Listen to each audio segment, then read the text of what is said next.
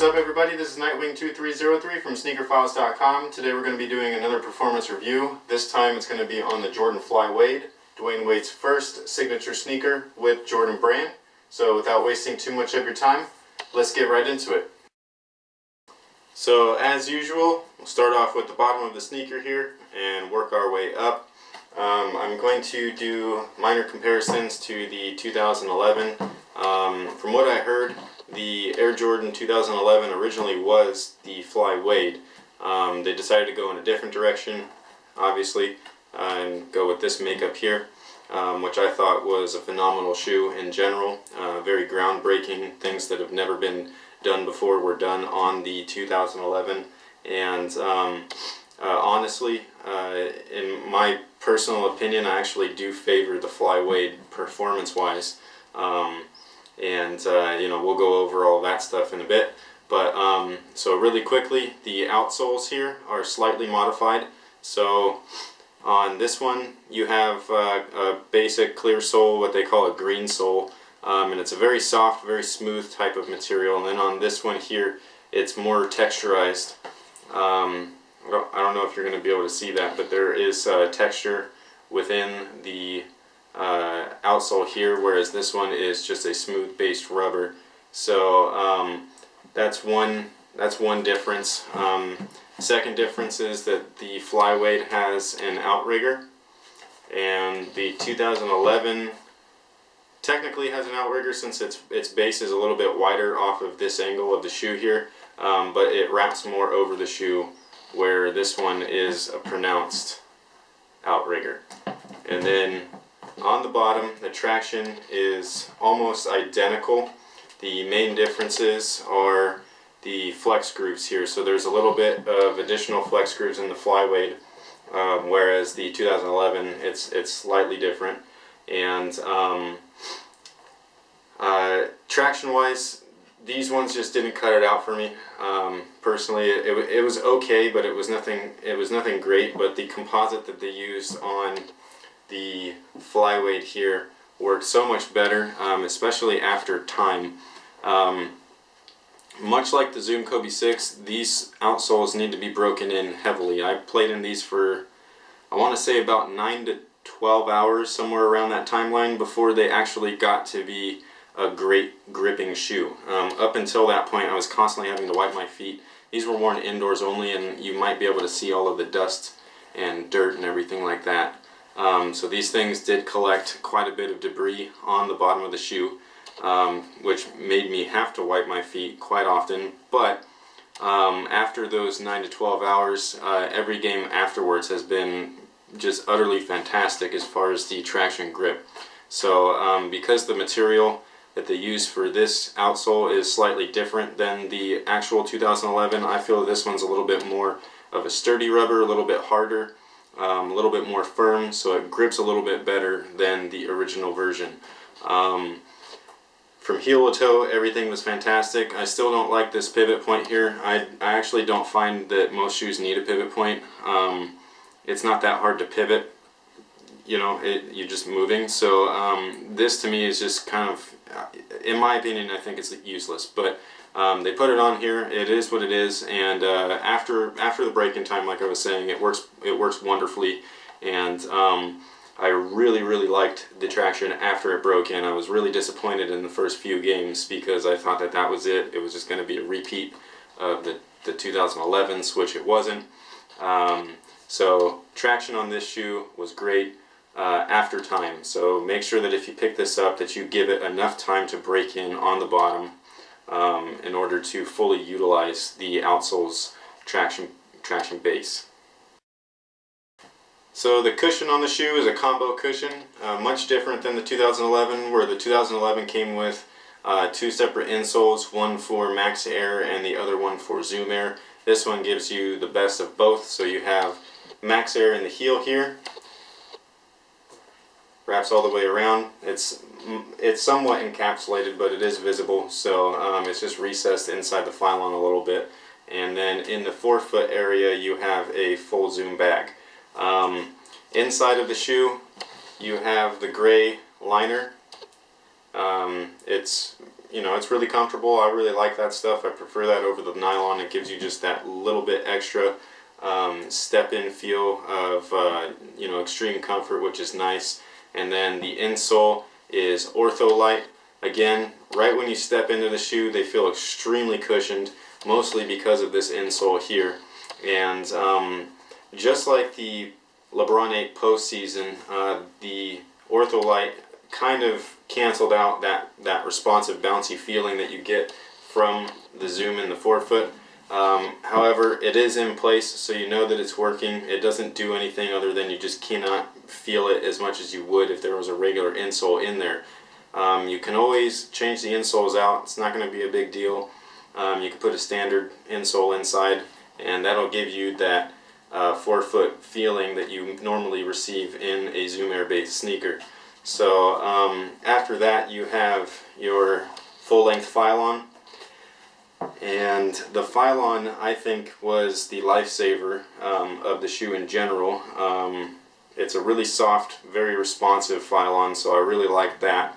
And the cushioning in the shoe from heel to toe, whether you were transitioning or just on your toe or landing on a jump, or from a jump or rebound, or you know, whatever it is you're doing when you land on your heel, I thought that everything worked out perfectly within itself, and you really didn't have to worry about anything at all. You know, everything was taken care of for you. Cushion was fantastic. It took me a little bit of time to get used to the airbag in the heel, because I am used to Zoom Air, or even most of the newer shoes are just putting Zoom in the front and nothing in the heel, so it was a little bit weird having that back there, especially since I just came off of playing with the postseasons where they have a full 360 bag, which is extreme comfort with an Air Max technology, and this one's a little bit more slimmed down, so this felt a little bit harder than the LeBrons, but again, it's a smaller bag, and after a while everything breaks in and it's perfect. So I'd say cushioning in this shoe is just, it's awesome.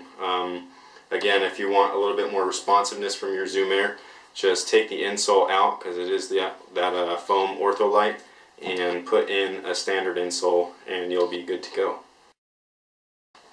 The fit of the Flyweight was actually very, very nice for a change. It was very nice all the way around, especially when comparing it to the Air Jordan 2011, which I'll bring out once again. And you can see the shape of the eyelet panels here are completely different. These are a little bit set back, these are set back a little bit wider, so they will hug your foot and contain it a little bit more when you lace everything up.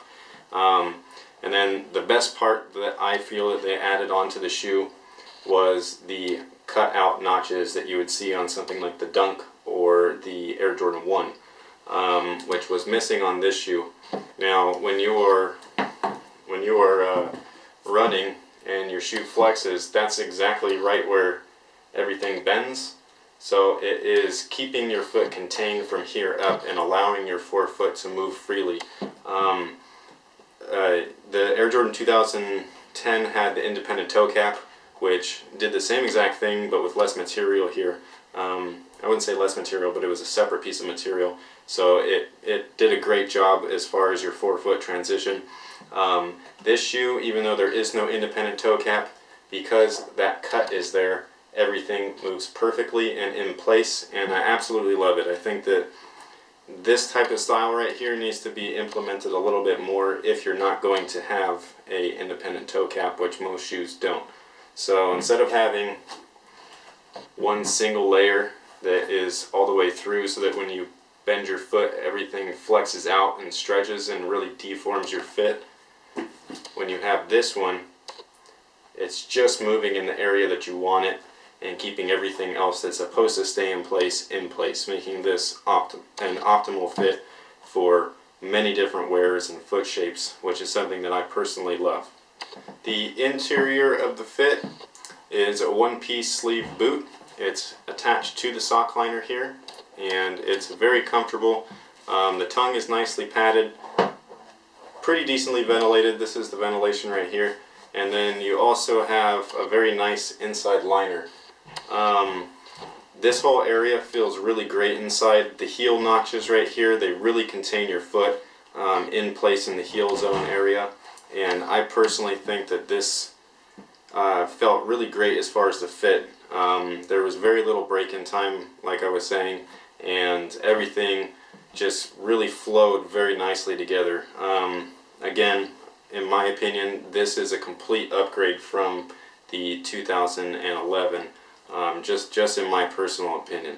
So, you know, everything in this shoe I feel was literally fantastic as far as the fit goes. I'm just mainly concerned about the materials not lasting more than a season, or I wouldn't say more than a season, but during a full season.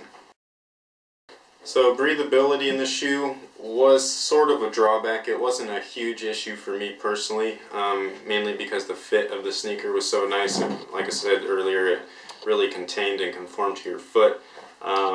But the only areas that you have that are perforated are right here on the toe box, and then the outside side panels right here, and then your mesh tongue. Now these are all the way through, so that's most of your perfs right there for ventilation, so that's always a good thing right there. But it's being blocked by the sock liner that is inside, so this kind of traps the moisture inside of your foot, or inside of the shoe a little bit, and kind of soaks it up. But breathability wasn't horrible.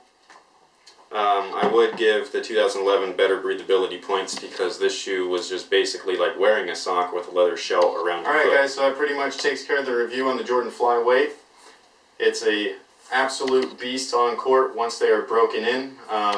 Break-in time is minimal, like I was saying earlier with the upper, but the traction needs some work when you are playing, so just give it a few games, and after that everything becomes wonderful. I would recommend this for pretty much any guard and any forward position, both small and forward. It's doable for a center, especially if you're a quick center, you like to be on your feet and move around a bit. But this is a versatile shoe right here. You know, in my opinion, this is absolutely one of the best performance sneakers that Jordan Brand has put out this year by far, in my opinion. So yes, it does beat the Air Jordan 2011 to me personally. So with that said, please make sure to like, comment, and subscribe, as well as check out SneakerFiles.com. You can also hit up my site, nightwing2303.com, and stay tuned for our next performance review, which will be on the Adidas Adizero Crazy Lights. So until next time guys, see you later.